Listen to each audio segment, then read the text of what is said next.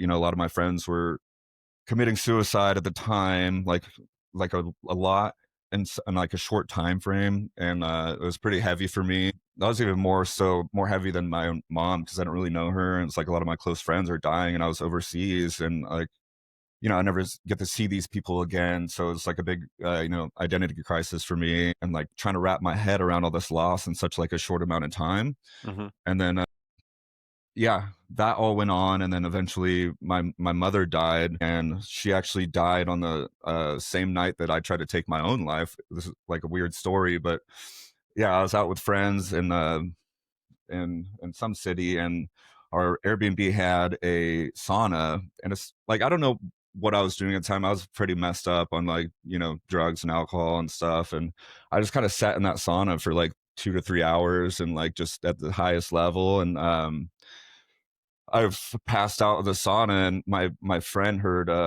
banging randomly. It was like must have been really early in the morning, but banging on the walls, and like I didn't bang on the walls. It was just because he found me. I was laying on the ground with I had glasses on, sunglasses, Yeah. and they're melted to my part of it was melted Wow, to my dude. eyeball, my eye, my skin, and he pulled Damn. me out of there, and I was like out of it, dude, like borderline, dying. Wow. And so he pulled me out of there, and helped me out, and I got in the pool, got cold again. It took me a long time. I couldn't breathe. I couldn't even walk. Um, so yeah, when I flew back home, I got the news that my mom had passed, and it was the same night, same time frame. Even so, and like, yeah, it was really weird. Like, I always held on to that because it's a really strange, fine thing to think about, like how coincidental that could possibly be. That died on the same night, same like, yeah, same That's time frame, that's and unheard of, yeah. man. Yeah, that's Yeah, so it's one of those things, man, that like kind of started shifting my perspective over to God in a way. Like Mhm. psychedelics, like they gave me, I've had my fair share of psychedelics and my experiences with it, but and I used to always be like what I would consider, I guess, an atheist, like not believing in anything, like nothing's out there. Mhm. And psychedelics is like became like a tool for me, and it let me start like it gave me the idea that like something could be out there, right? There's Mhm. there's there's something else out there maybe that I'm not, so closed off to before, because I've always like resented the idea of God. And so yeah, they gave me the tool, and then the moment in my life where like I kind of shifted towards, believing was, my mom had passed, all this stuff was going on in my life, my friends were taking their lives, I was just in a really dark place, when Mhm. other things were going on in my life too, and it just felt like a lot to me, man. And I've always been that guy that was like, if you commit suicide, you're a pussy, like Yeah, so. yeah. But like, and like I realized like, man, I fell into that own thing, man. So what am I like, can't put down others for that. And you have to realize it's a real issue, and that's, mental health is a real fucking thing. So, yeah, one night I just like all that shit was going on, and I just decided to take my own life, man. I was like, I planned my whole exit, how I'm going to do it.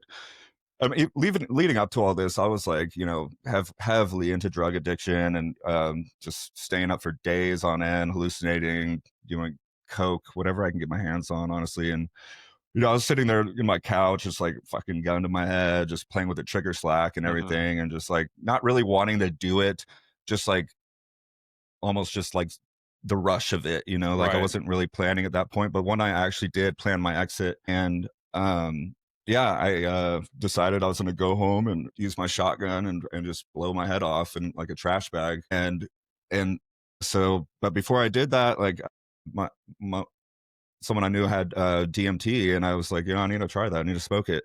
Mhm. And so I went over there late at night, and my mom had left me a song that she wrote, and I just like let it play while I smoked a lot of DMT, like powder DMT out of a bong, and let it play by my head, and I just melted through, the couch off like the third hit, and I was just like not in control anymore, and I just sank through the couch into the floor, and then I ended up in a tunnel of light, and I was like freaking out, man. It was seriously like out of this world, like another dimension almost, and like I had no control. I was just floating, and then I turned around, and I wrapped into this girl's her arms, and like it was all warm, and I was like, oh shit, like felt like love in a way.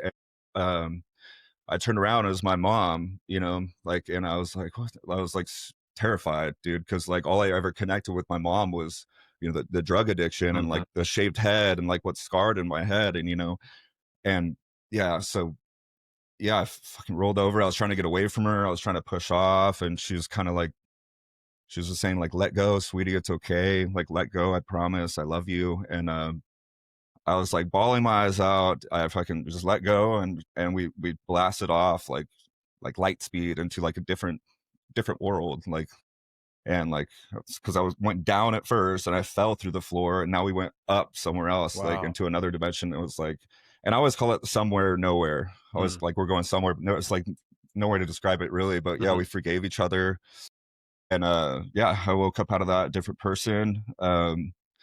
In my head, right? So a different person. I gave all my drugs back to my dealer at the time, and I went home and tried to. That was my turning point in life. That I was gonna do something with my life, and instead of taking this pain and resentment I had and just self sabotaging all the time, Mhm.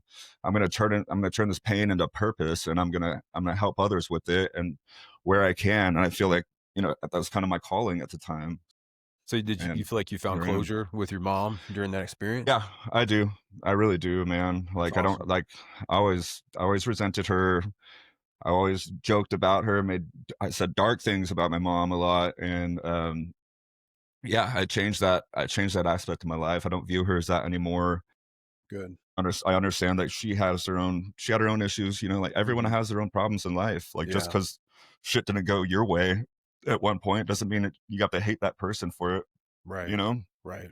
you can't just sit there because there's nothing good that comes out of like resentment Mm-mm. for your whole entire life. You're Mhm. at that point, you're digging into your own brain, and you're going to be resenting yourself, and you're not going to be a good person, and it's just going to drive you down and down and have you back into drugs, drinking. Because you know, there's one thing to drink and do drugs, and you're in a good mindset. You know, I'm not promoting that, but I'm saying Mhm. there's a total different dark aspect to it. You know, which I went through, and I don't want to see that.